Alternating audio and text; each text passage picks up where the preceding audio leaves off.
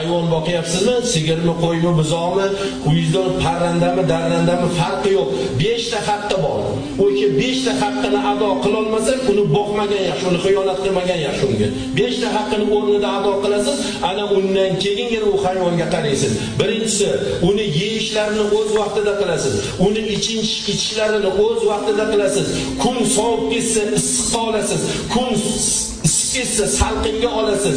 Erkagini urg'ochiga qo'shib turasiz va haftada 10 kunda bir cho'miltirib ustilarini qashilab turasiz. Mana shu hayvoningizni sizni tepangizda bo'lgan haqqidir. Janobi payg'ambarimiz sollallohu alayhi va sallam agarda sizlarni tilsiz hayvonlarga qilgan zulminglar kechirilganda edi, sizlarni ko'pgina gunohinglar kechirilgan bo'lar edi deganlar. Demak, ularga qilingan zulm hech qachon kechirilmaydimi? Unga ehtiyot bo'lish kerak. Vaqtida uni suv donidan xabardor bo'lib qo'yishlik kerak. Vaqtida